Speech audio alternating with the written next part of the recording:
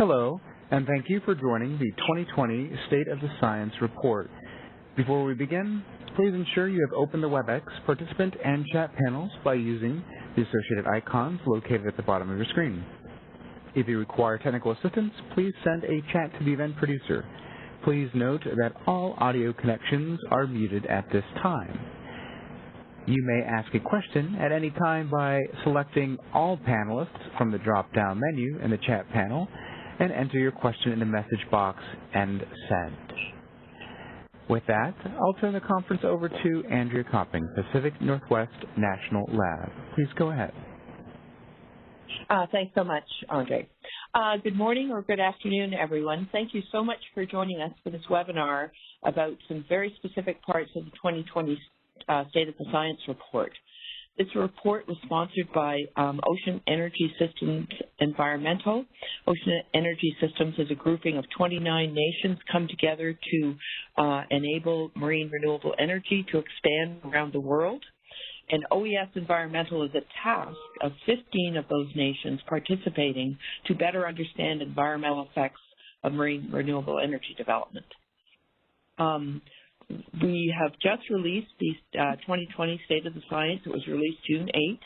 And on this next slide, you'll see where it's available online. And you can download it as the entire report, which I warn you is over 300 pages, or by individual chapters. We are releasing this as a public comment draft.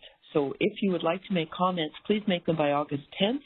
And there are instructions on the State of the Science page as to how you can send us comments. We'll then incorporate those comments and release a final version by September. Okay, on the next slide, you'll see that we have a great lineup of speakers today. We are focusing on two chapters within the State of the Science Report, probably the ones that are the most difficult and important in trying to move marine renewable energy forward, at least in the tidal and river turbine sectors. So first up, we will have Carol Sparling with Sea Mammal Research Unit in the UK, who will talk about collision risk and marine mammals. Following Carol, Dr. Andy Seitz from the University of Alaska Fairbanks will talk about fish and collision. And then we will have a very short presentation on diving seabird collision. This part of the chapter was prepared by Dr. Liz Nasdin at the University of Highlands and Islands. Liz is not able to join us today, so Kate Tara in the UK has kindly told us she would take care of that. And then we'll hand over to Dr. Dan Hassel from FORCE, which is Fundy Ocean Research Center for Energy in the Bay of Fundy in Canada, who will talk about the equipment, the sensors, and the integrated platforms that we're using to observe animals around turbines. And Dan is representing a whole flood of authors in his chapter.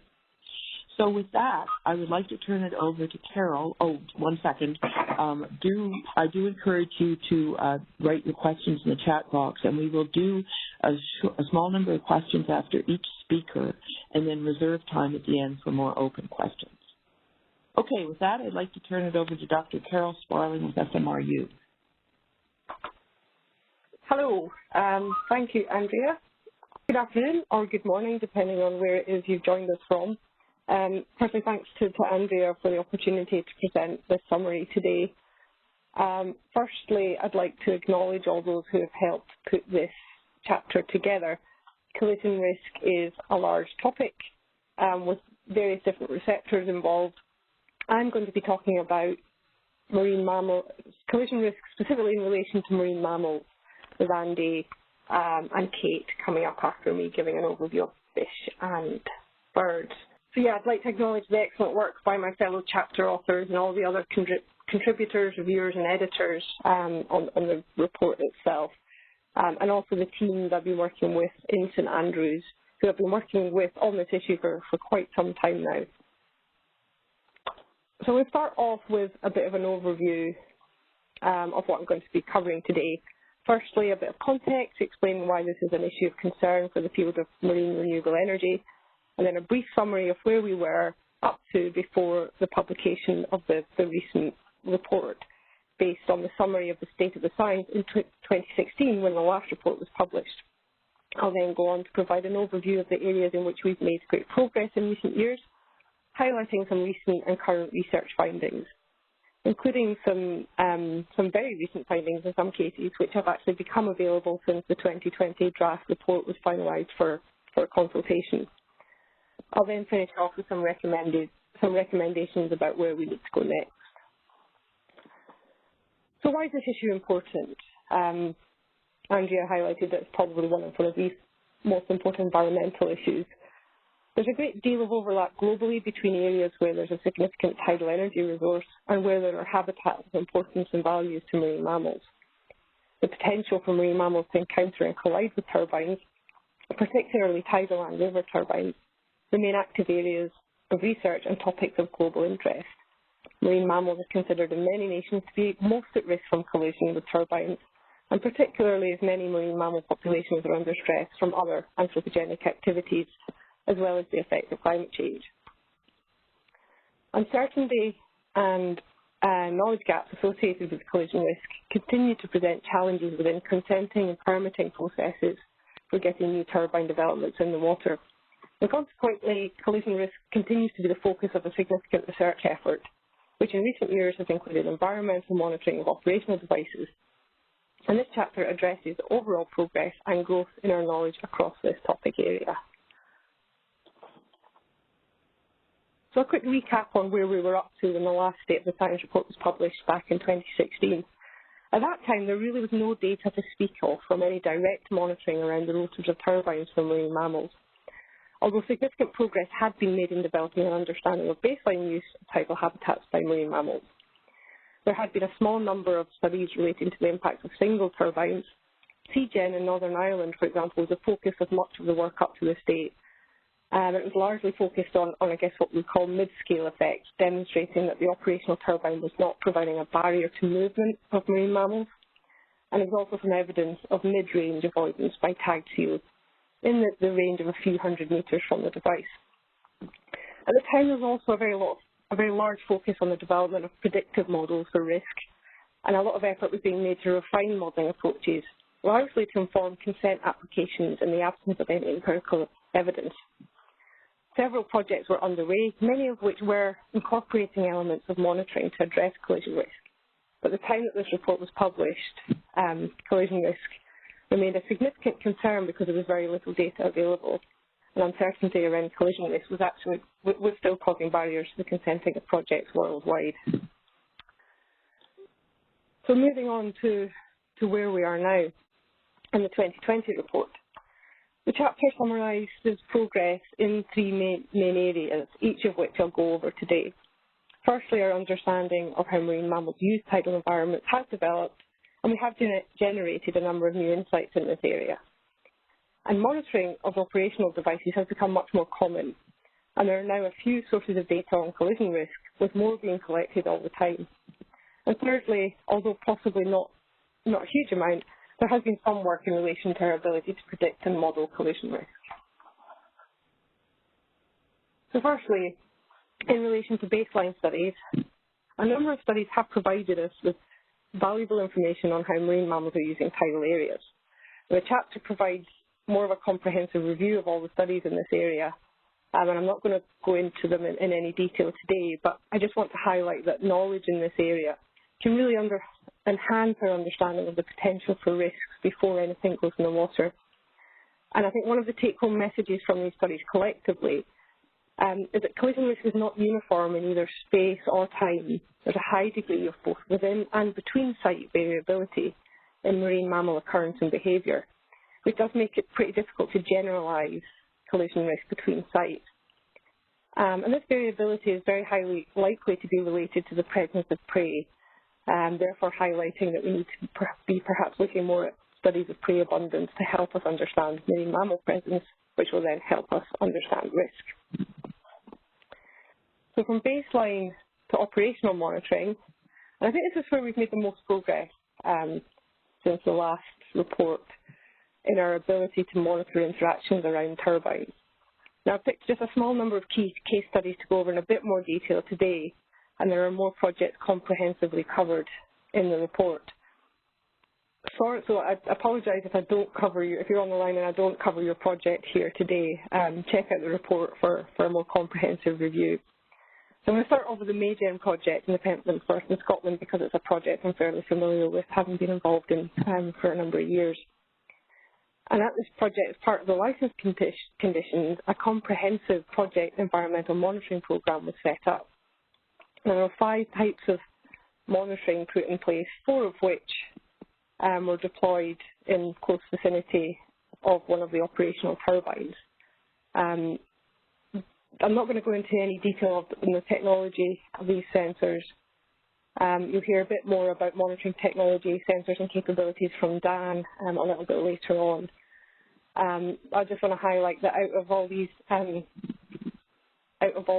modes of monitoring, the seal tags and the passive acoustic monitoring are really the only ones that we actually managed to generate significant data from at Maygen. I won't go into the reasons why the other ones didn't necessarily work, but we've got a good bunch of information from the passive acoustic monitoring and the seal tag. I'm only going to talk about the results from the PAM today just because of limits of time, but the information about this from the seal tagging studies will be summarised in the report. So these results weren't available at the time that the report, the State of the Science Report 2020, was finalised for release for this consultation process. But I'm now in a position to share some of these findings with you. Those who attended Doug Gillespie's OES-Environmental Object webinar back in April, or who logged on to see either Doug's or Laura Palmer's talk at the EIMR online conference will be aware of some of this stuff. But I hope that is new to some of you. So the team at SMOO have analysed over a year of passive acoustic monitoring data on the close range, occurrence and behaviour of small cetaceans around the Maygen turbine. And it was one of a small array of 4 devices that was instrumented. So the findings include quite a detailed characterisation of variability in the occurrence of both porpoises and dolphins seasonally. Mostly porpoises, but there were also a few dolphin detections. And also in relation to time of day and in relation to the tidal cycle. And again, what we've seen from the majority of the baseline studies, a suggestion that risk is not homogeneous either across time in relation to a number of factors. For example, this plot here shows that porpoise detections were much higher over the winter months and were reduced over the summer. We also saw a significant reduction in porpoise presence when the turbine was operating relative to when it was off. This figure here shows the change in presence of porpoises during turbine operation relative to when the turbine wasn't operating. So you can see that around flat tide or very low flow rates, there was no change in porpoise presence, but a reduction of up to about 80% at the higher flow rates when the turbine was operating. And then if we look at an even finer scale, looking at localization data indicates close range evasion. This example is of a track of a porpoise swimming underneath the rotor area when the turbine was rotating. So this localization data also indicates that there might be a degree of vertical avoidance going on, and also potentially an aggregation of porpoises around the base of the turbine. This plot shows 5-metre slices of space in front of and behind the turbine, moving from 30 metres in front in the top left of the panel to 30 metres behind the turbine in the bottom right of the panel. But these two middle panels are 5 metres in front and behind of the turbine, which clearly show an avoidance of the rotor swept area really close in. And only a single animal clearly passed through the rotor swept area, and that was when the rotors were stationary, with no tracks passing through the turbine when it was operating at all. And that was over a total of 344 porpoise events. So these results have been submitted in a series of papers and are currently in review, so we hope that these will be published soon and we are able to provide an update in the next version of the final version of the report. So moving away from Maygen and traveling a little bit further north, NOVA Innovations Array at Blue Mill Sound provides another example of where operational monitoring of turbines has been taking place. And again, those who attended the OES webinar in April will have heard this summary from Kate Smith, who is here today, so can answer any questions on this. But again, as part of the license condition, operational monitoring was required, and at this site, cameras were used to monitor the turbines. The turbine is not eliminated, so the video monitoring is only effective during the day. The water clarity is generally pretty good. Cameras record continuously, but use a motion detection system to automatically retain footage of potential encounters. 4 species have been identified to date, with fish being by far the most frequently cited species. And I think we've seen some interesting patterns of fish occurrence. They appear to shelter near the seabed when tidal flow is strong, and perhaps getting shelter from the turbine base, and rise into the water column at slack tide. No birds or mammals have been identified or detected when the turbine has been operating to date. And there is a more detailed, more comprehensive analysis that's underway, and hopefully, again, we can include some updates in the next version of the report. And then moving across the Atlantic for a third and last example of operational device monitoring, SME's deployment of the PATI device in the Grand Passage. Again, as a condition of the license, direct monitoring of the platform was required during all periods of operation. This included video camera recording of each of the 4 operating turbines, recording acoustic data, and also visual marine animal observations at the surface. The videos have been analysed, screening samples for potential animal sightings and verifying or refuting sightings. And aside from several observations of jellyfish, there's only been 1 positive identification of marine life in the case of a fish. So in terms of updates, for the final report, we hope to get updates from the project that we've presented here, but also other ones, for example, hopefully that the monitoring that's been carried out at the Monesto site in Wales, and there'll be some information available from that to include in the final report. Further testing and further analysis of the devices that we've covered to date. And if there's any other information that has become available that is possible for us to include, then please do get in touch. So moving away from operational monitoring and onto the third topic that we've covered is the collision risk modelling and data input. There's been less focus on this effort because, as I said, a lot of effort has been around operational monitoring, but there has been a bit of progress. There's been a development of bespoke modelling approaches for sort of more traditional non-horizontal axis turbines. For example, for the Monesto kite device, there's been a simulation-based model developed for that. There's also the work that's been carried out by Nick Horn at Queen's University Belfast using the unfortunately named software platform Blender to look at predict simulation-based approaches to collision risk.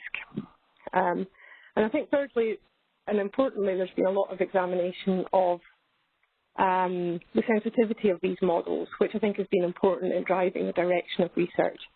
And that has highlighted the importance of factors such as an understanding of an empirical encounter rate and behavioural factors such as evasion or avoidance. Unsurprisingly, really, as the ability to evade or avoid will be the ultimate determinant of whether or not collision take place. And also the consequences of collisions has been an active area of investigation. An example of this is the experimental trials using carcasses that have been carried out by the Sea and Mammal Research Unit, characterising the probability of severe trauma in relation to rotor speed to try and investigate the probability of collisions, the probability of mortality from collisions. So then finally, just going to give a brief list of recommendations in terms of what we need to focus on now.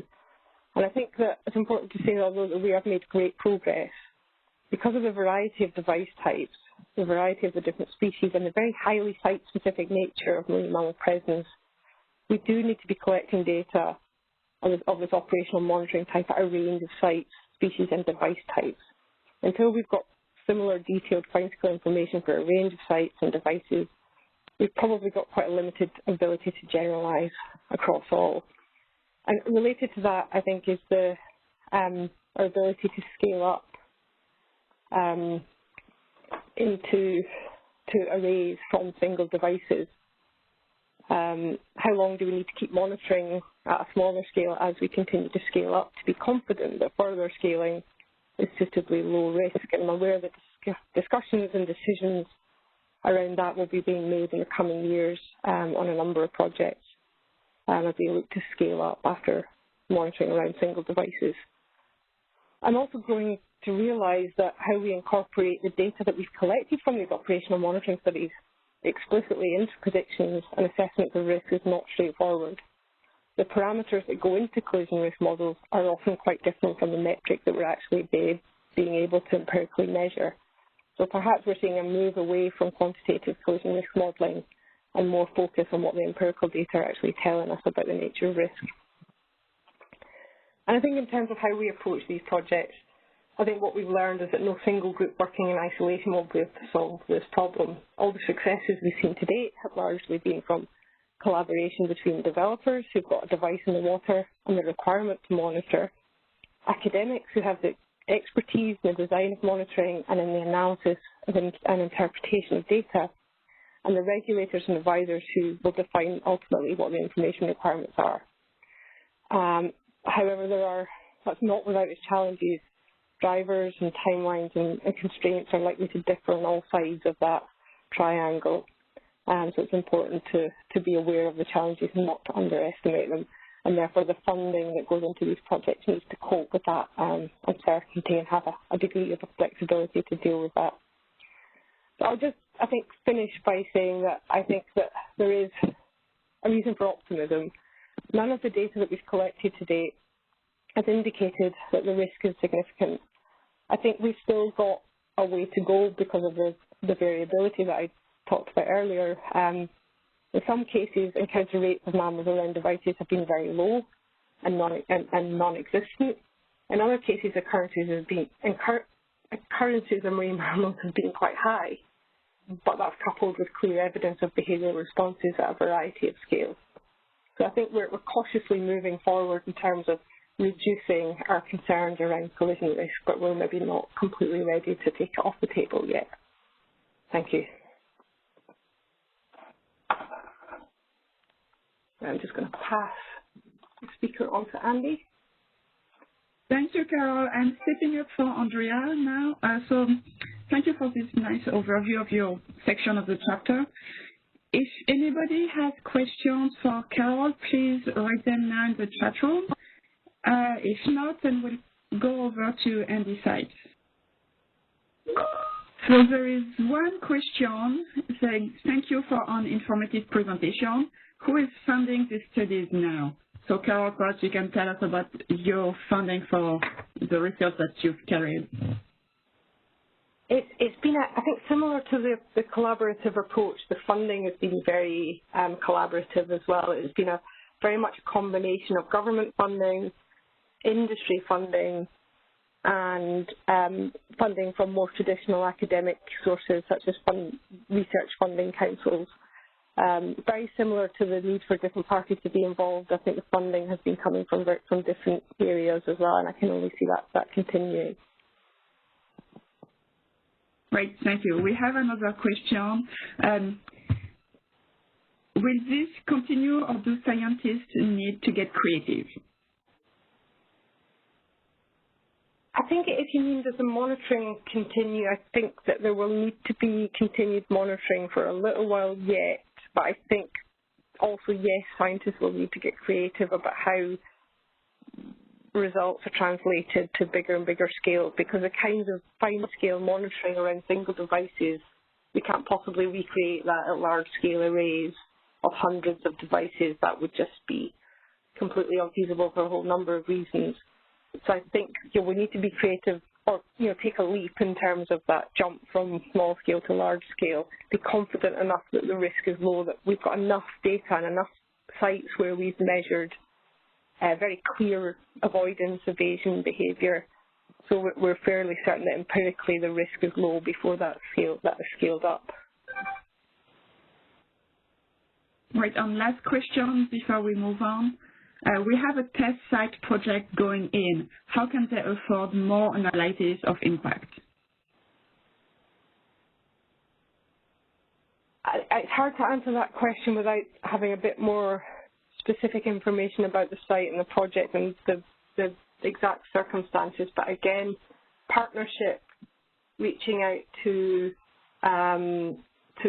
academia, student PhD projects that could help companies in the industry analyze data to answer these questions, and look to government as well for support if the developers themselves don't have the budgets to fund that analysis. But that's not an easy question to answer, and I think that's something that's faced by the whole industry, is how do we make best use of the often limited resources that we have and collaborate effectively and make use of the little funding that we have to try and generate the right kind of analyses.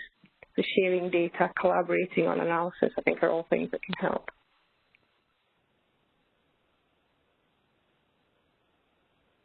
Thank you, Carol. Just last question, this one I think is pretty quick. This is for marine mammals specifically, or also for birds? I haven't covered anything in relation to birds, and I'm not, I won't steal Kate's thunder in terms of what she's covering for lizards, so maybe that's something to come back to in terms of once everyone's spoken what the parallels and similarities are between the different receptors. But I guess in general terms, I would imagine that a lot of what I said for marine mammals would also apply for birds. Great, perfect. So let's move on to Dr. Andy Seitz from the University of Alaska Fairbanks to now talk about fish. Okay. Can people hear me? Yes, go ahead. Okay. My name's Andy Seitz, and I work in the Fisheries Department at the University of Alaska Fairbanks, and I'll be talking about the collision risk around turbines for fish. And I'll follow the same general outline as the previous presentation, where I'll talk about relevance to MRE, and then knowledge generated through 2016, and then I'll provide a summary of what's been done between since 2016. So what I'm going to be talking about is fish collision, which seeks to understand the interaction, usually between the moving parts of a turbine and fish. Sometimes it does, collision risk does examine fish encountering non-moving parts of the turbine, such as support structures. But in general, many factors influence collision risk, but it can generally be boiled down into two main considerations, and that's the devices themselves, including where they're placed in the environment, and then the characteristics of the devices, and that can include size and things like tip speed and rotation rate and things like that. And then the second main consideration when trying to understand collision risk is the fish themselves. And so this can include their distribution in the environment and their behavior when encountering a turbine. And there's a lot of interest in understanding these in understanding this collision risk, because many fish species are commercially and culturally important, and so people are concerned about cultural and commercial impacts or economic impacts on fish. And then also throughout the world, many stocks are legally protected, and that affords special protection to these fishes. And so when human development occurs, there needs to be study, legally there needs to be study on potential impacts of this human development in the environment. And fish collision risk is a relatively new field. And when I say relatively new, it's been going on for a decade or so, but it doesn't have the rich history of other lines of research, such as fish in traditional hydropower, such as dams, which has been going on for several decades.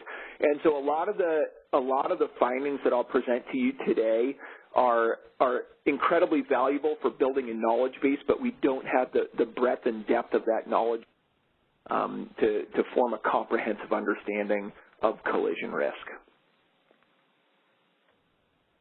So since summary of knowledge since or through 2016, there were three main types of studies done on dozens of fish species, and typically one study may cover a dozen or so species, and so it makes it sound sort of inflated that there's been a lot of studies, and there hasn't. There's been you know, sort of a handful of studies on each line of research, and there's been three main lines of research, and I'll also stick with this theme of lines of research when I get going into knowledge through 2020. But through 2016, the first line of study was flume studies, and this is when you put fish in a flume or a tube of water or a raceway of water, and you put a turbine, a scaled-down turbine in the flume, and you release fish around the turbine, and you either let fish swim according to their own volition, or you force them through a turbine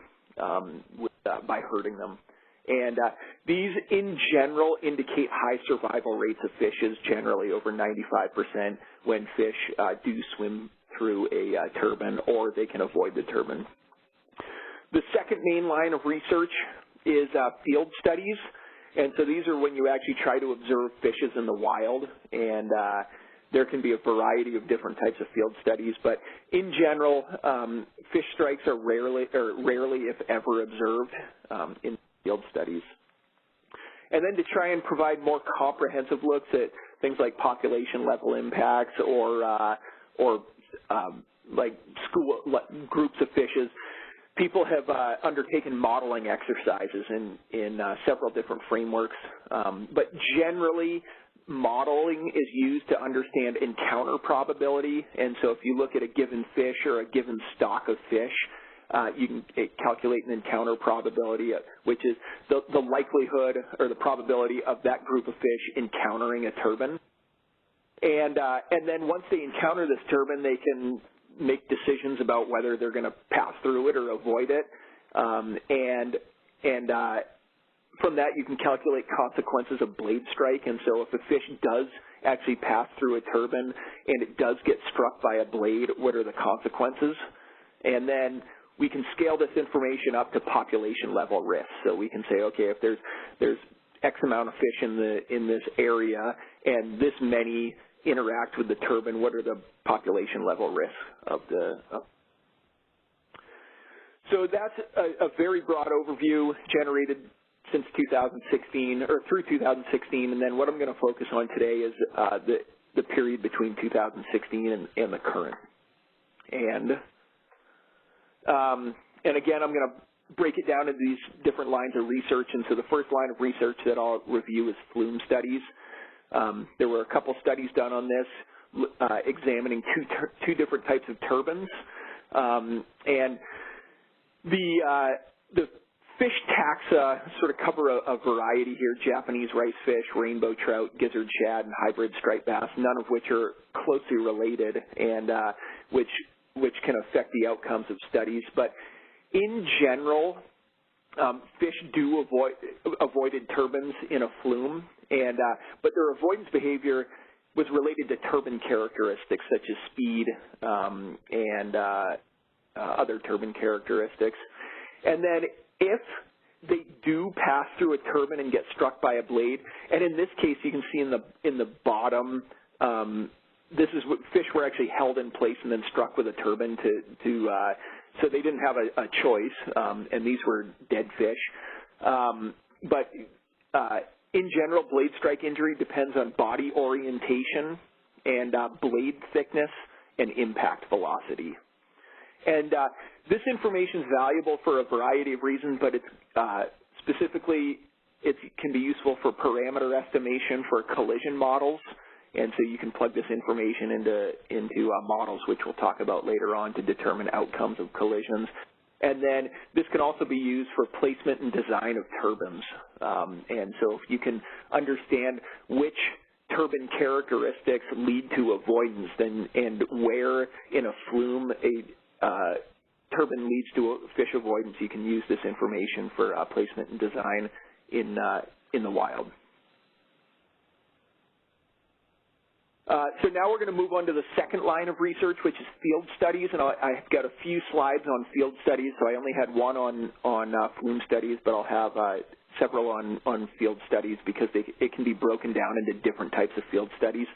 The first type of field study are baseline studies, and so these are typically done without a turbine in the water, and these seek to understand baseline information about turbine sites. These have been done, since 2016, these were done in the Bay of Fundy and the Irish Sea, and these generally looked at presence-absence in a proposed turbine deployment area, and then moving into a finer scale, these sought to understand the overlap at the specific site with the proposed device. And you can see on the right here, this is a wavelet transform of hourly fish counts in a proposed turbine location. A lot of these rely on traditional hydroacoustics, which tells you whether there's an acoustic target in the area, but it does not tell you what kind of target that can be. And so the species of fish in these baseline studies is frequently unknown. You can make inference on this based on previous knowledge of the site, but the species are not specific. And then, like many fish studies, the findings coming out of these is that fish abundance and distribution varies with environmental cycles, which can include season, light, tide. So fish abundance and distribution are not static and vary. And then in general, devices are typically are sought to be put in the section of the water with the highest velocity, and generally fish avoid those areas. And so in general from these studies, the overlap with proposed devices is thought to be fairly low. And this information is useful for moving forward because it helps understand encounter rate and collision risk. And then relationships of fish and environmental cycles may be transferable to other sites. And so once you develop this correlation or an understanding of the correlation between fish distribution and abundance and these environmental cycles, this can be used to understand potential encounter risk in other places. Okay, moving on. The next line of field studies is group behavior around deployed turbines and support structures. And so this is moving on from the baseline type of research where no turbine has been deployed, and now we're moving on to post-deployment research. And this, since 2016, this occurred in the Bay of Fundy, the Orkney Islands, and the East River. And I should note that the East River studies, they occurred before 2016, but a lot of the results are still being published in peer literature since 2016.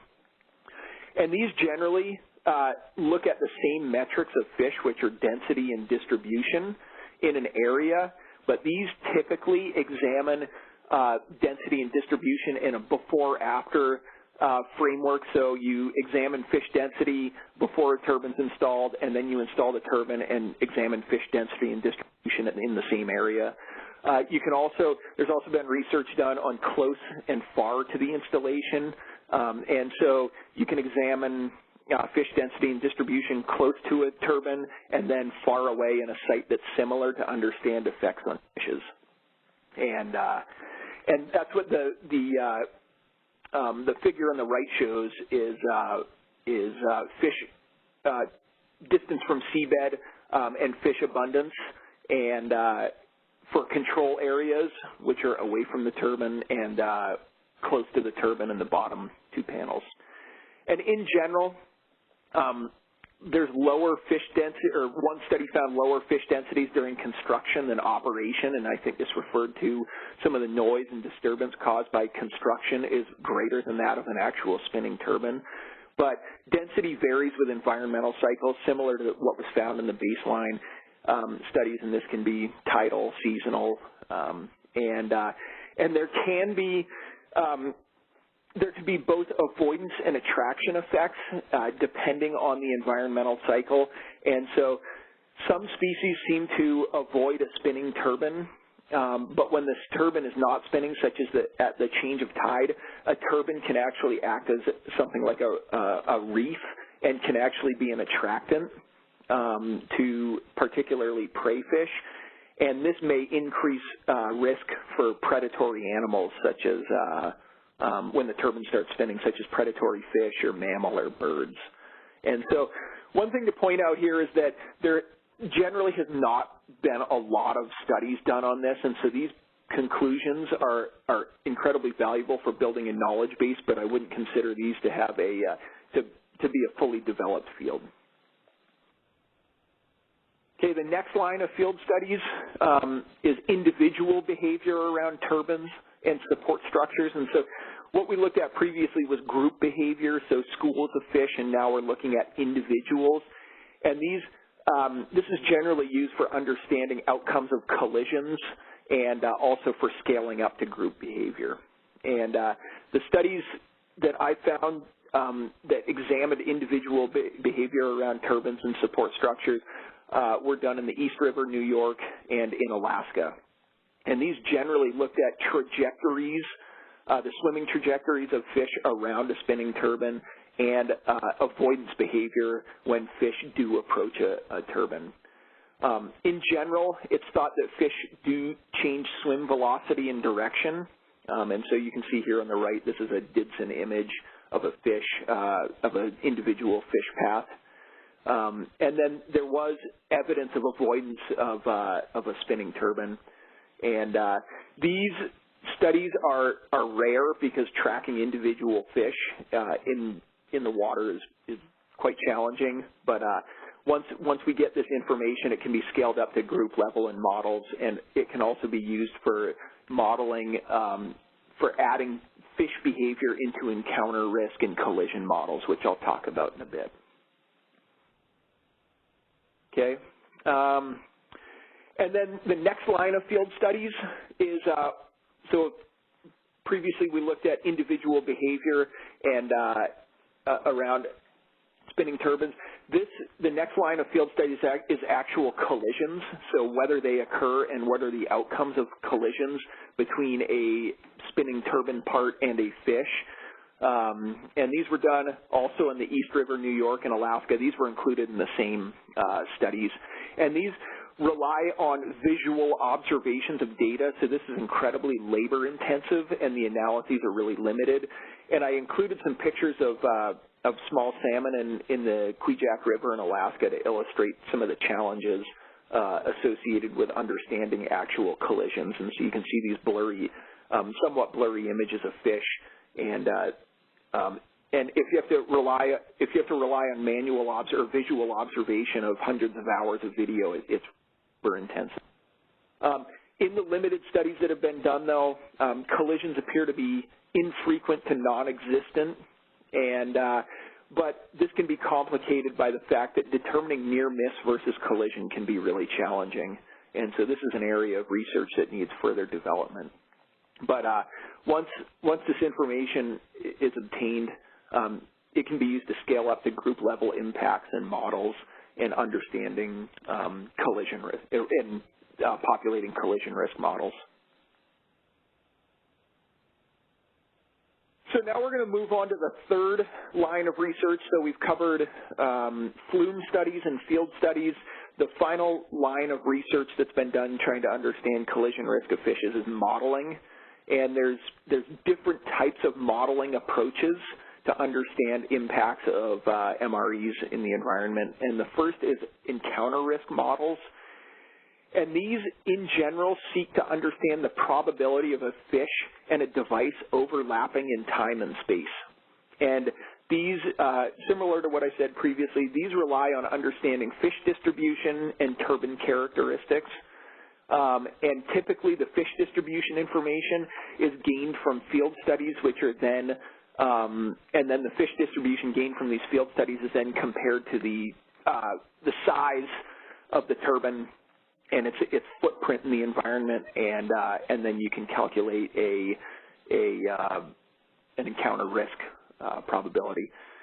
The one study that was published that I found was done in the Bay of Fundy. And for a whole device of fish in a given, I believe this was a several month time frame, a fish has a 0.432 probability of encountering the device, but only a 0.058 probability of encountering the blades only. And these are likely conservative estimates because the model did not incorporate behavior. And so when we seek to understand other aspects related to collision risk, such as individual behavior, group behavior around a turbine, we can refine these models to get to improve our encounter risk. And this information can be used to understand potential impacts at a group level. And so the figure on the right is an example of the field data, and in this case it's a volume backscatter, which can be used to estimate fish distribution, and that can be used for calculating this encounter risk. The second second type of modeling used to understand collision risk is behavior during an encounter. This was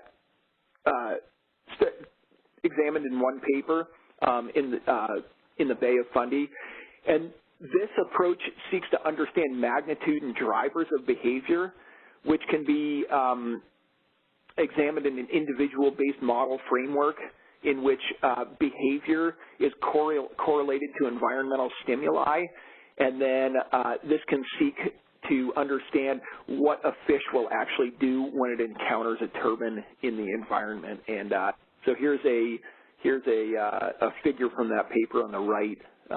Those are particles, each particle representing a fish, and how the estimated behavior when a fish doesn't encounter the turbine. This is a really ripe area for research, and it's not well understood because the actual drivers of behavior of fish aren't well understood, and this is sort of the crux of the collision risk issue. But from this one study that was done in the Bay of Fundy, fish density appeared to be lower, or is predicted to be lower as fish approach the turbine. But the driver of that behavior was unknown, and is it the fish are actually avoiding the turbine, or is it the environmental characteristics where the turbine is actually located causes an avoidance response, such as turbulence or high velocity? And after examining this in this individual-based model framework, it's concluded that the fish were likely avoiding the turbine, not the actual environmental condition. And so if this turns out to be the case, so this was a modeling exercise, but if this actually turns out to be the case, the authors of this paper concluded that the risk of significant ecological impacts is low for a single turbine. And the important part there is a single turbine, which I'll revisit when we look at how to move forward in the future. And then the final type of modeling that's been done since 2016 is collision risk modeling, and this seeks to understand, this is similar to encounter risk, but is more refined to just the spinning parts of an MRE device. And this seeks to understand overlap of the spinning parts of the turbine and fish, and again, this depends on fish and turbine characteristics. And this was done for the Brims tidal array in Scotland. And you have to understand this collision risk, one takes the turbine characteristics in the environment and then looks at the fish characteristics in the environment too. And so here's a table on the right of the fish characteristics, which is in this case Atlantic salmon. And the authors of this very short paper assumed, based on literature, how many fish were passing through the area and when they passed through the area, and then calculated out this, the probability of a fish being in the path of the spinning parts of the turbine. In this paper, the authors assumed a 95% avoidance rate, which was a worst-case scenario based on previous research. And this was for an array of 200 individual 10-bladed turbines, and they calculated out the collision risk for the growth and adult stage of 0.007%, which are the larger stages of Atlantic salmon, and 0.003% for smolts. The authors of this paper did not have a discussion or conclusion section in this, and so there was not any specific application. But this was the only study that examined arrays of MRE devices rather than single or pairs of devices.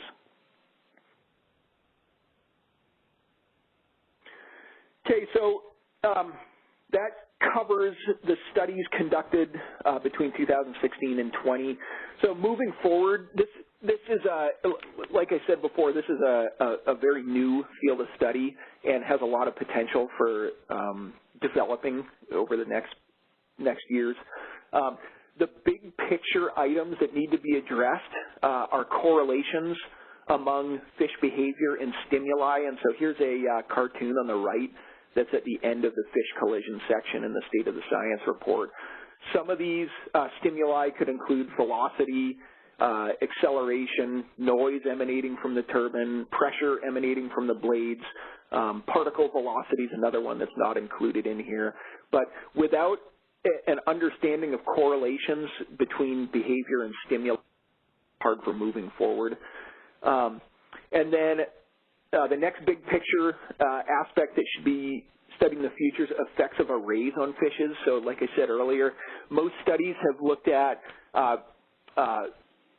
in flumes and in the field and in modeling, it looks at relationships among fish and single or small arrays. The big picture moving into the future is to have big arrays, and so this is an area that needs to be a research area that should get developed. And then once some of these collision risks are understood better, it can be used to guide placement of devices to mitigate impacts of fishes, and also to optimize turbine operation for fish safety, and which is the ultimate goal, is to reduce this collision risk. And then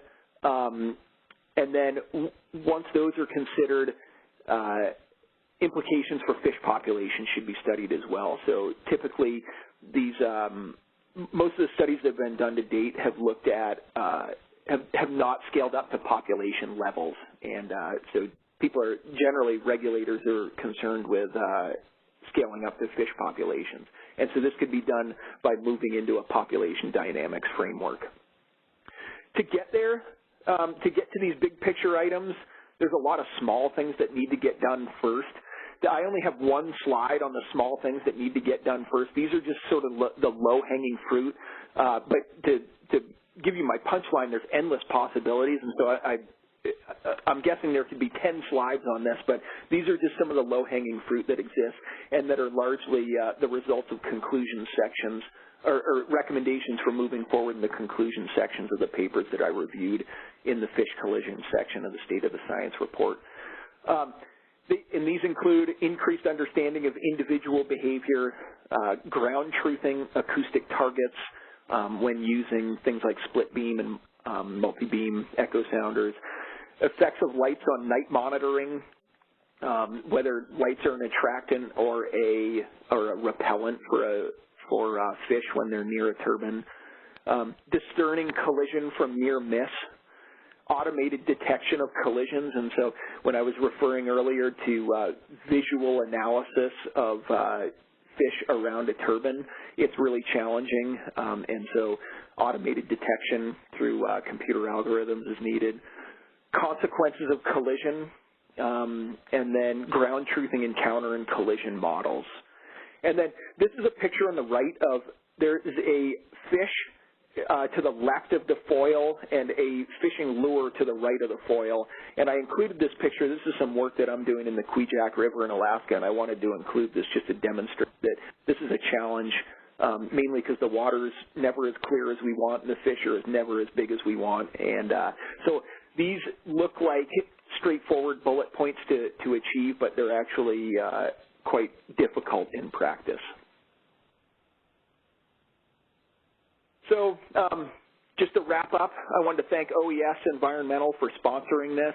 I'd like to thank all the co-authors of all the chapters. It's been great doing this and getting to know one another online. I'd like to thank Laneig and Andrea for keeping everyone on task. This was a big cat herding exercise. And then I'd like to thank the anonymous reviewers for the comments that they've provided so far, and I'm looking forward to the public comment on this as well to further refine what we've done. And with that, I'll take questions. Andy, that was really wonderful, really comprehensive. So I'd like to remind everybody, if you've got a question, we've got a question here. We're just going to take one and then move on. The question says, thank you for an interesting presentation. Given the endless possibilities that are needed to build this knowledge base, are there relevant lessons from hydropower and offshore wind technologies? There's a loaded one, Andy. Go for it. So I don't know if there's specific findings that can be transferred, but I think a lot of the approaches are really valuable for moving forward. So specifically, there's a rich knowledge base about fish behavior around turbines in traditional hydropower, and I think the same approaches can be used. And specifically, there's deterrence to try and keep fish out of turbines. There's fish-friendly design in hydropower turbines, and I think a lot of those lessons can provide guiding principles for MRE devices forward. And I know much less about wind technologies, and I'm not an expert in traditional hydropower, but I think they provide a good example for getting this field towards, or better developing this field of fish collision. Great. Thanks so much, Andy. Okay. I think we're going to move on. Andy, if you could hand over to Kate Smith. Yep. Kate has kindly, and thanks so much, Andy. Kate has kindly said she'd step in for Liz Masden on the diving birds.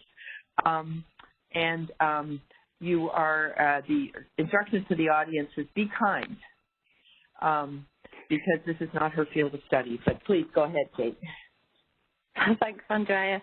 Hi, everybody. So, yeah, although I was a co-author on this chapter of the State of the Science, I am a last-minute stand-in for Liz, who is the real expert marine ornithologist here. So I'm going to do my best just to provide a very brief overview of this section of the State of the Science, but I would encourage all of you to have a look at the full chapter for further detail, particularly on the bird section of this chapter.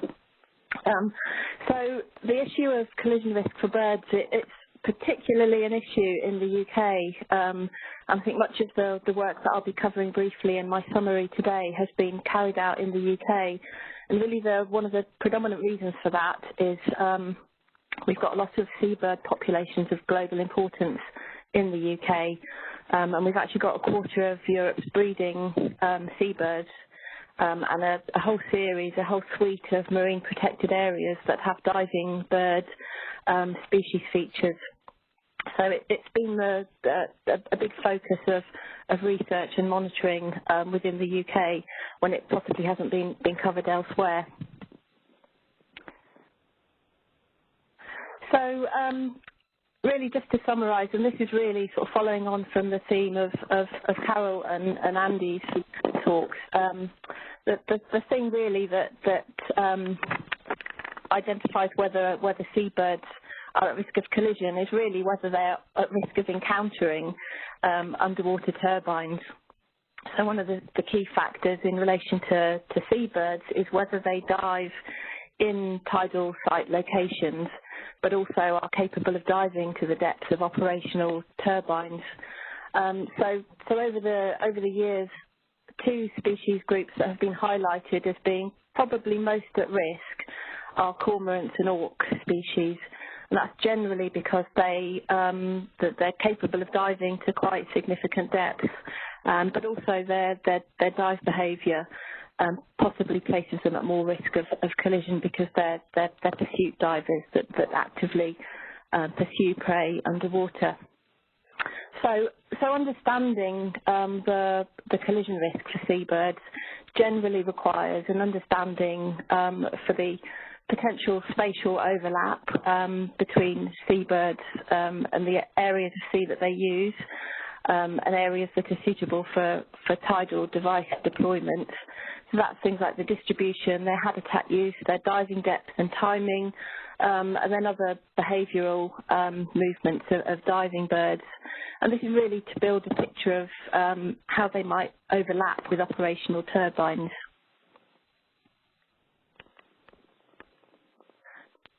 So since the State of the Science 2016, most of the focus of research and studies and monitoring has actually been on trying to improve understanding for these factors that affect encounter risk. So things that affect the likelihood of overlap between turbines and diving species underwater. So there's been quite a lot of studies on habitat use and behaviour in high energy sites. And there's also been an increased number of studies looking at actual monitoring around deployed devices and small arrays.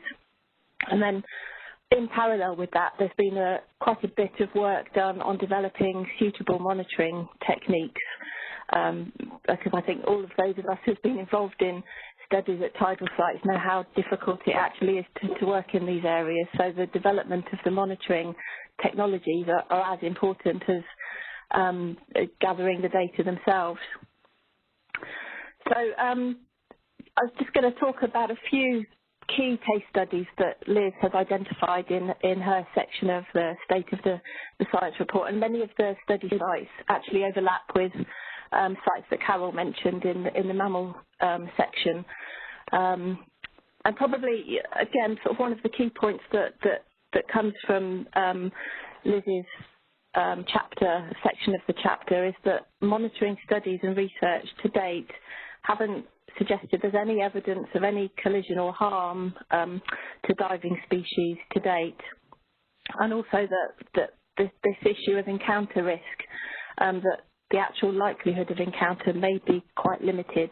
But I'll just go on quickly just to talk about a few key pieces of research that are starting to point towards that. So the first of these pieces of work related to a piece of kit called the ornithodolite, which was developed by a team at Swansea University in the UK. And this is it's binoculars combined with built-in laser rangefinders, a digital compass, and an inclinometer. So it's a really useful tool for assigning individual birds to really precise locations in space. And we're starting to understand through bird research that that's pretty key, sort of understanding fine scale occupancy of these tidal energy sites. So this ornithodolite has been used at a tidal site in Wales, Ramsey Sound, where a horizontal axis turbine was deployed a few years ago. And that piece of kit has enabled data to be gathered on the fine scale movements of diving birds at that site. And one of the key observations from that piece of work was that they found that diving birds tended to avoid the main channel where the current speeds were fastest, and they appeared to prefer foraging in the relatively slower current speeds around the sort of edges of the channel. They also noted at that site in Wales that diving birds seemed to be they take short flights upstream against the current. They then dive and drift back down with the tidal current and then repeat. So that this is now sort of referred to as conveyor belt feeding, and it's a phenomenon that's been noticed at other tidal sites as well. So up in Blue Mill Sound, where Nova have 3 deployed turbines up in Shetland, a similar phenomenon has been observed there, where black guillemot, which is the most abundant diving bird species at that site, is also displaying this sort of conveyor belt feeding, where they're almost using the hydrodynamic features of the site to sort of feed with the current.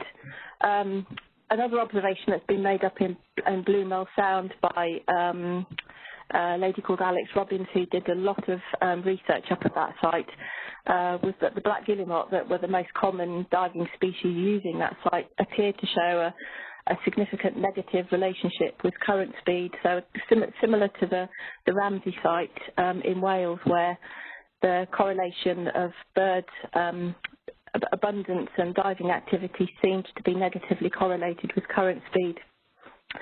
And then moving on to the Maygen site in the Pentland Firth that Carol has already mentioned. At that site, they've used some bird-borne technologies, monitoring technology, so GPS trackers, to try and work out how birds are using that site. and whether it leads to overlap potentially with the turbines.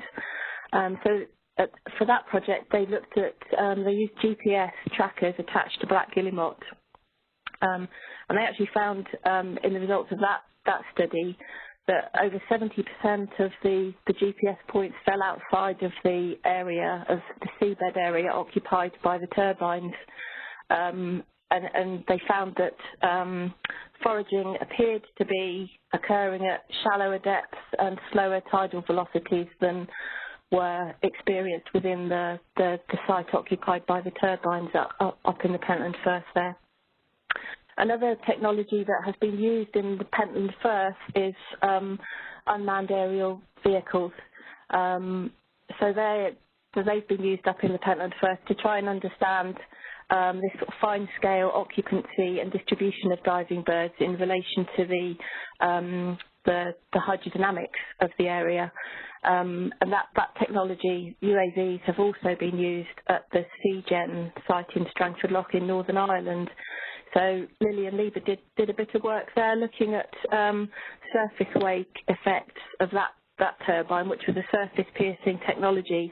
So there was quite a significant surface wake behind the surface piercing part of the device. And that piece of work using drones found that there was quite a significant foraging hotspot in the wake of the turbine by very sort of shallow plunge diving species like terns. And then the final case study that I just want to talk about that Liz has covered within her chapter is some work carried out at the Fall of Warness test site at the European Marine Energy Centre in Orkney, where a combination of vessel-based surveys and hydrodynamic modelling were used to try to understand associations between diving seabirds and physical features of the environment. So this issue that Carol and Andy have both talked about, relating the sort of the biology and the ecology of these sites to the physical features and characteristics to see whether there are associations and correlations. So that piece of work, it found some species appeared to be associated with certain hydrodynamic features. So, for example, that they found that puffins in particular seemed to be associated with fast horizontal flows. Other species appeared to have a slightly more complicated relationship with tidal flow. But I think one of the sort of the take-home messages from the various case studies and the pieces of work that have been done are that these sort of highly energetic tidal sites may provide predictable foraging sites for a range of seabird species. And the specific details of habitat use and therefore the encounter risk will be probably quite site-specific. So similar to, again, sort of similar to what Carol covered in the mammal section of the chapter, there's probably likely to be quite a bit of site-specific association between seabirds and how they're using the hydrodynamics of the site. So that's likely to vary between sites, within sites, but also possibly a bit of within species variation as well. So we're starting to sort of build an understanding of how birds are using these tidal sites and how that is placing them at risk of encountering turbines. And it's all starting to provide further evidence to input into some of these, the models and predictors for encounter risk. So I think that, you know, the evidence base is certainly growing. And again, a sort of a closing observation really is that none of the data gathered today indicate that the encounter risk is significant, and that the sort of overlap in space and time between diving birds and tidal turbines is potentially quite limited. But obviously further research is needed across a range of sites to understand how much of these generalizations can be drawn and how much these patterns are site-specific. So that's my very brief summary of the bird section of the collision risk chapter. I'd just reiterate that I would encourage anybody who's particularly interested in birds to refer to the full chapter for a much more detailed overview of research to date. I hope I've done Liz's section of the chapter justice, and I would also encourage anybody who's aware of other research and monitoring that isn't covered within the draft chapter to get in touch with the State of the Science team before the consultation closes on the 10th of August, because we want to make sure that this is as comprehensive a summary as possible of research around this issue. So I shall end there. Thank you very much. Kate, thank you very much. That was absolutely great. If you want to turn the ball over to Dan Hasselman. Kate, I think you did a great job representing Liz. And those three presentations make up the portions of the collision risk chapter, and I think we're just going to move right along. This next group of authors, quite a significant group of authors that Dan is representing, have really picked up from what do we know about collision risk to how do we know it and how can we do a better job of measuring it using the technologies and the techniques. So I'd like to turn it over to Dr. Dan Hasselman with FORCE. Go ahead, Dan. Hi, I'm Dan Hasselman, the Science Director for the Fundy Ocean Research Centre for Energy, or FORCE, in Nova Scotia, Canada. Today, I will be presenting Chapter 10 of the 2020 State of the Science Report, entitled Environmental Monitoring Technologies and Techniques for Detecting Interactions of Marine Animals with Turbines. The greatest potential risk from turbine operations continues to be perceived by stakeholders and regulators as collisions between animals and turbine blades. However, it's difficult to observe these types of interactions given the environmental conditions in which they occur and using common oceanographic instruments that are available for monitoring. This chapter is intended to provide an in-depth examination of the technology and techniques that have been used for understanding interactions between marine animals and tidal turbines. I'd first like to acknowledge the series of co-authors on this chapter. This is a fairly large chapter, about 38 pages long.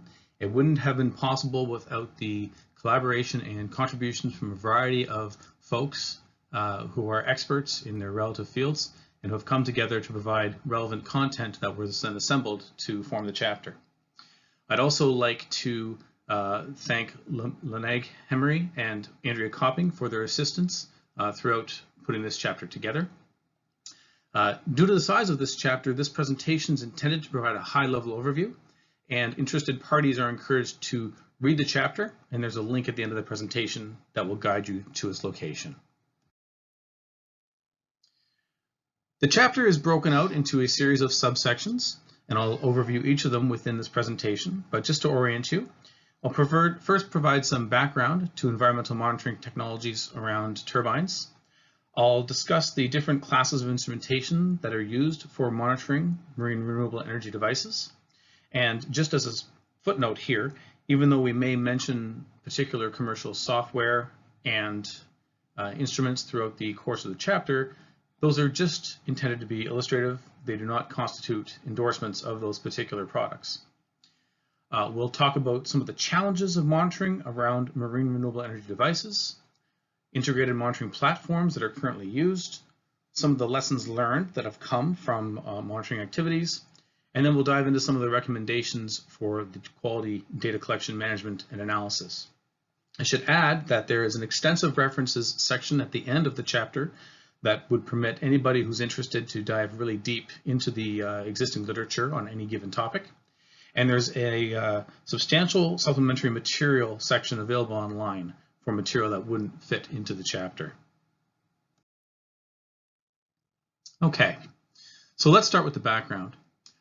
It's important to remember that the instruments that we use for monitoring interactions between marine animals and tidal turbines were not specifically designed for this purpose. We're typically borrowing oceanographic instrumentation and remote sensing devices that were intended to be used in far more benign conditions. And those that have used these technologies have been pioneering new ways of using them in incredibly complex and dynamic marine environments. And this has led to tremendous advances in terms of our understanding of the effects of marine renewable energy devices on animals. in terms of technological advancements for different instrument classes, development of integrated monitoring subsea platforms, and improved monitoring methodologies and techniques.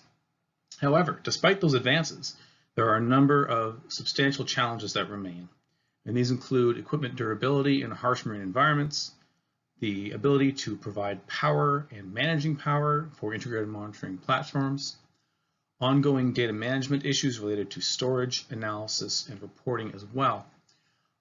It's important to highlight as well that marine renewable energy developers have invested a tremendous amount of time and energy to safeguard against their device failure.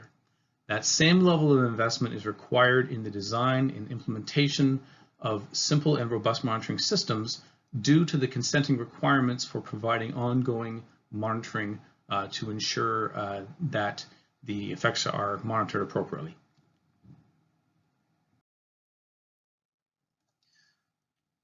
Section 10.2 provides a broad overview of the different classes of monitoring technology, and these include passive acoustic monitoring technologies, active acoustics in terms of imaging sonars, as well as echo sounders and video cameras.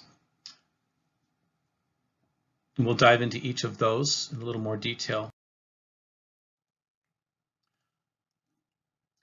Passive acoustic monitoring is important because marine renewable energy devices could generate sound that affect animal navigation, communication, predation, and life cycles. And PAM is typically used for characterizing the soundscape, typically the ambient as well as environment, as well as the sounds generated by marine renewable energy devices, as well as for monitoring for the presence of echolocating marine mammals, specifically their detection and localization. Now, there are a variety of factors that influence the detection efficiency of PAM devices. These include things like the geometry and size of the hydrophone, the deployment methodology, but one of the most important factors is flow noise due to pressure fluctuations across the surface of the hydrophone from turbulent flow. This is important because it can mask the true propagating sound that we're interested in monitoring across large bandwidths, and it complicates the ability to accurately characterize and quantify ambient sound and anthropogenic noise, and it reduces the effective detection range for marine mammals. Now, a variety of different solutions have been proposed to deal with flow noise.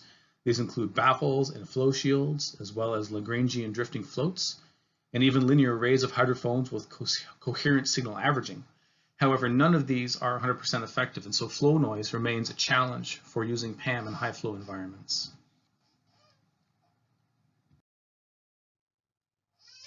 For soundscape characterization, Copping et al. 2013, as well as Robinson and Lepper 2013, provided comprehensive reviews of soundscape characterization up to that time. In this chapter, we provide an update and expansion on those efforts, and that's provided in the supplementary materials online in Table 10.1. Marine noise has been characterized using a variety of approaches, but drifting buoys with isolation and suspension systems, including drogues or catenary sections to reduce noise contamination, have generally provided the highest fidelity to the true sound field. And these are particularly valuable for monitoring marine renewable energy device generated noise. For marine mammal monitoring, there's generally two classes of instrumentation. There are conventional instruments, which require separate hardware for data collection, and then software for click detection and classification. And then there's also standalone instruments, which allow the pressure time series to be analyzed in real time, discarding the raw data and retaining the metadata. And this is typically results in the analysis and collection of click trains. Now, there's an asterisk associated with standalone instruments, which I'll get to in just a moment. PAM devices for monitoring marine mammals have been deployed in a variety of configurations, including drifting orientations, moored configurations, bottom-mounted platforms, as well as being integrated directly into marine renewable energy device supporting structure. Now, the asterisk I've listed below refers specifically to moored standalone instruments. In this case, in some instances, flow noise can actually saturate the detection buffer in the instrument, leading to lost time and underreporting for porpoise and dolphin presence, and that's a challenge.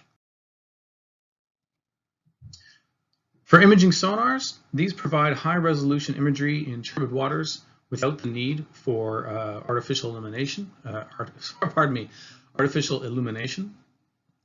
And the value of active acoustics is that they're generating a sound that is received as a return signal from objects of interest. So they send out a sound signal, it bounces off a target, it comes back, and then that is what you get to see. For imaging sonars, target classification remains a challenge. However, there are methods that are currently under development to deal with this. There are more than a dozen commercially available imaging sonars available on the market, and if you're looking for one, there are a number of technical specifications that are important to bear in mind, specifically with respect to monitoring. These include things like operating frequency, the functional range, the field of view, whether or not the instrument comes with an input-output trigger, which is particularly important if you're looking to integrate an imaging sonar onto a subsea platform, as well as a software development kit, which can help develop methods for post-processing data in real time. Imaging sonars have been used in a variety of configurations, including being pole-mounted and deployed from a moving vessel, put on subsea platforms, as well as being integrated into turbine substructures. There are a variety of key considerations to bear in mind when using an imaging sonar, and these include things like the mounting and orientation, electrical and communication connections, as well as software for instrument control and data acquisition and processing. And one of the biggest challenges for this type of acoustic device is electrical interference from other instruments that are sending out sound waves for acoustic characterization as well.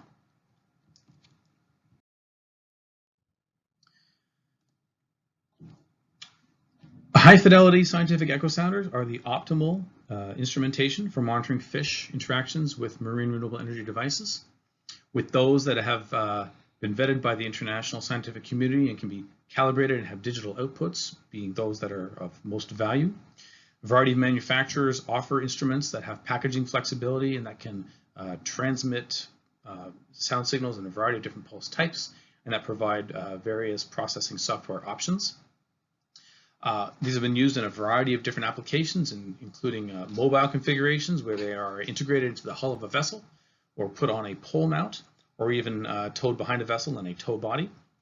For stationary deployments, these have been integrated into both surface deployments and bottom and both autonomous and cabled subsea platforms.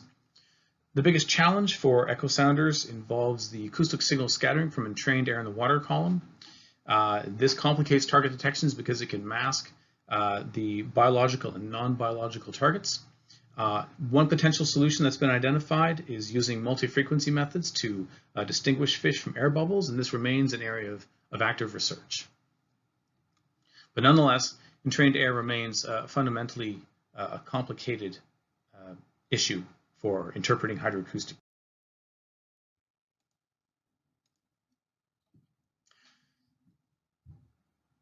Video cameras provide high-resolution imagery for documenting animal behavior and interactions with marine renewable energy devices.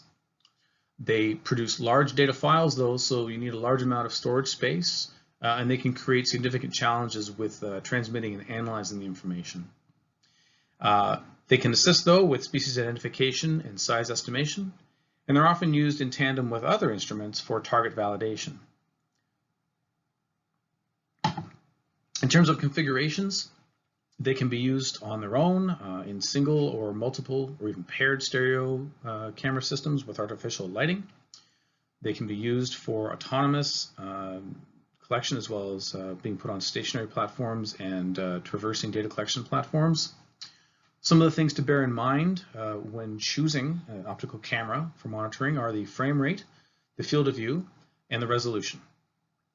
As I mentioned, some of the challenges include things like data storage, lighting, as well as power supplies and the consumption rate. So battery provision is important. We've included in this section 7 examples of marine renewable energy monitoring using subsea cameras, and that's available in box 10.1. And this was a really great addition to this chapter, and there is a substantial amount of material that is included in the supplementary section online. So if you're interested in implementing a video camera, please take the time to look at all the material that's provided in the supplementary section. There are a variety of challenges for monitoring in high flow and harsh environments. These include survivability and durability of the instruments, as well as robust operation. A variety of factors such as hydrodynamic forcing, or the effects of lift and drag, as well as vibration or strumming, which can be induced by vortex shedding that can lead to hardware loosening and increased structural fatigue. Corrosion through the creation of galvanic circuits between dissimilar metals is an ongoing issue, as well as biofouling, the growth of biological materials on submerged structures that begins with the formation of thin biofilms on exposed surfaces. Corrosion can be dealt with by using less cathodic materials or sacrificial anodes made of zinc. Biofouling can be dealt with by using various coatings or paints, ultraviolet light, as well as mechanical solutions like wipers over optical ports. Other issues relate to pressure and sealing. Oftentimes we're taking instruments on subsea platforms and putting them at great depths. We have to make sure that seals don't break and that we don't have flooded compartments with valuable instruments. And so there's issues around temperature management as well as electrical conductivity. There's also issues around deployment, maintenance, and recovery. When you're dealing with high flow environments, you often have narrow times available for platform deployment and recovery.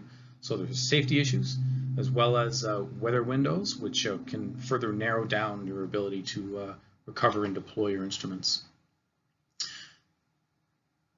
When we're deploying instruments for monitoring, when we're looking particularly for interactions, these are rare events, and so we have to monitor on a nearly continuous basis. But this, of course, generates a tremendous amount of data, which is difficult to manage. And this has been colloquially referred to as the data mortgage. And so what we need to do eventually is move away from this drip-based monitoring, this data-rich, information-poor monitoring, towards more meaningful monitoring activities. Another challenge, it deals with power availability and management. Providing power to instrumentation is a key challenge to achieving sustained high-fidelity environmental monitoring at marine renewable energy sites. You can provide cabled systems which provide continuous power and monitoring and communications with your instrumentation. However, this is incredibly expensive, and the cost increases with the length of the cable needed depending on how far away your deployment location is from shore. Autonomous platforms with battery-powered systems. These are valuable for shorter-term duration deployments. The challenge, however, is that you typically don't get operational feedback on the status of your instruments, and so after a 2-week deployment, you could get it back and find out that something didn't function correctly. Another area which is being explored is integrating instruments into marine renewable energy platforms themselves to provide marine energy power directly. This has been demonstrated at the WETS site in Hawaii using the wave buoy there. However, this is still something that's under development, and so there are questions about the maturity and the technical readiness of these types of systems.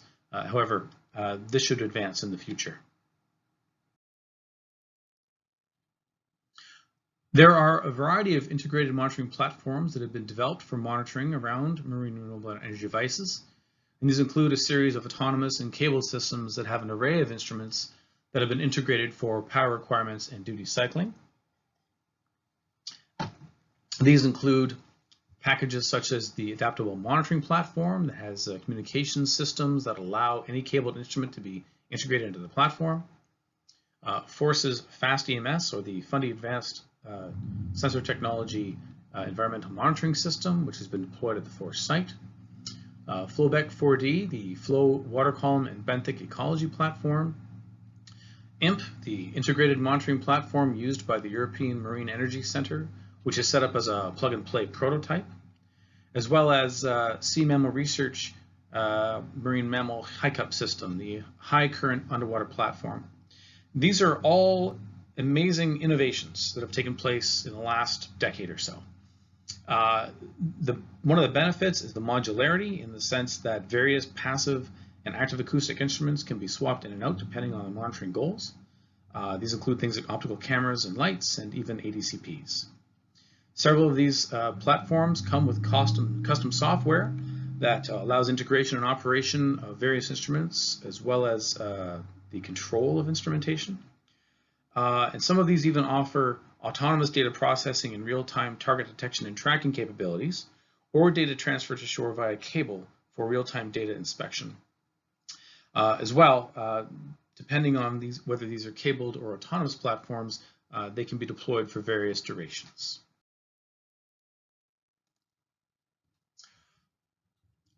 Our collective understanding of the effects of marine renewable energy devices on marine animals has improved because of advances in methodologies and in innovations and technologies that largely stem from a series of undocumented setbacks by those that were pioneering the application of standard oceanographic and remote sensing technologies to monitoring in harsh environments. While it's important to learn from our mistakes, I encourage those of you who are out there trying to conduct monitoring to try to go out and fail in new ways, so that we can continue to innovate new technologies and methodologies and collectively advance our ability to monitor interactions of marine animals with MRE devices. For integrated monitoring systems, we still don't have a commercially available product that is fit for purpose, but I think that is progressing. Regardless, instruments on these platforms need to be integrated, configured, and tested, as well as validated to ensure they're all operating as intended. Electrical integration is incredibly important due to the issues of electrical interference between multiple passive and active acoustic devices, as well as crosstalk between instrumentation. And this is an issue that can be ignored, so it really is a serious thing to have to focus on and deal with. One of the big lessons learned is the value of continuous monitoring and shifting away from data-rich, information-poor monitoring to more meaningful monitoring. So the cost of analysis remains an obstacle, and there is movements afoot to go ahead and advance this part of monitoring. A number of recommendations, particularly as it relates to data management, are provided in the report. First and foremost, we need to continue to advance automated data processing methods. When implemented during post-processing, automated processing methods can be used to limit human review to periods of interest, reducing effort to extract insights from large data sets. And when used for real-time data, automated processing methods can be used to limit data acquisition to periods of interest, reducing the volume of data that requires archiving. And this is something that's being implemented on the adaptive monitoring package. For passive acoustic monitoring, we need to continue to advance automated detection and localization for vocalizing marine mammals. For imaging sonars, we need to continue to work towards automating target detection, tracking, and classification. For echo sounders, we need to continue to use new methods like adaptive filtering to remove background noise and entrained air so we can focus on biological targets of interest. And for optical cameras, using new methods like the deep neural network you only look once algorithm to automate fish detections is going to be something that's going to help us in the future. In addition to all of these, it's important to remember that if you're going to be taking methods that have been developed in one environment and apply it to your own, there is a certain level of retraining of that algorithm that needs to take place so that it is suitable for your local conditions. You cannot take a method that's been developed elsewhere and just plug it in and expect it to work as well as it does in its native environment. There is some work that's required to ensure that it's going to give you results that are accurate. So with that, thank you very much for your attention today. Much appreciated.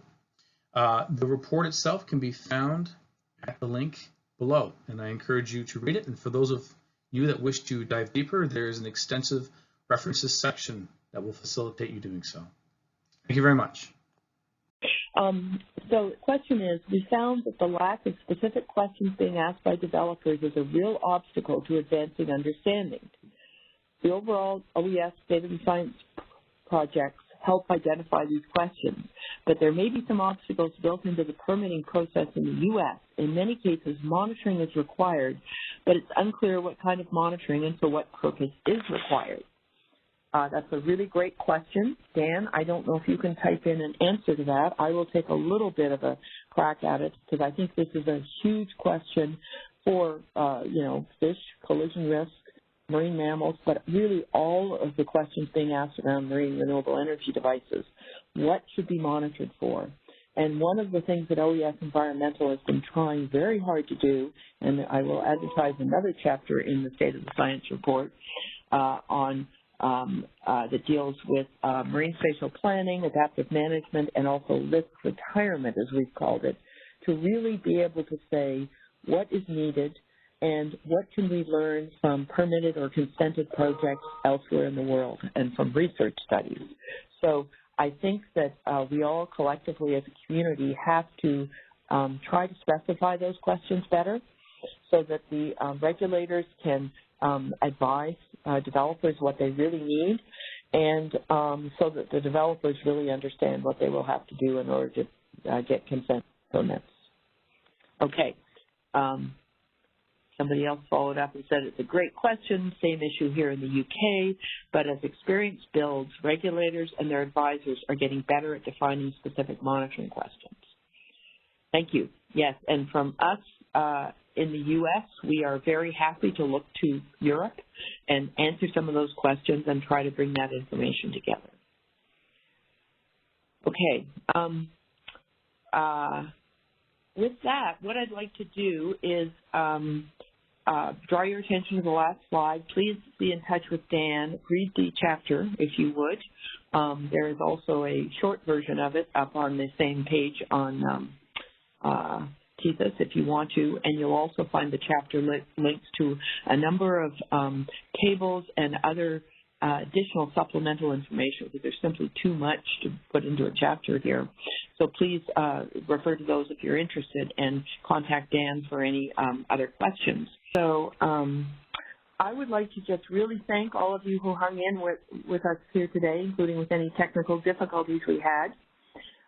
And please do go and work with the, read the State of the Science, and please give us feedback. You will find directions for providing information to the TSIS email link for any suggestions, particularly for missing information. Please help us out here.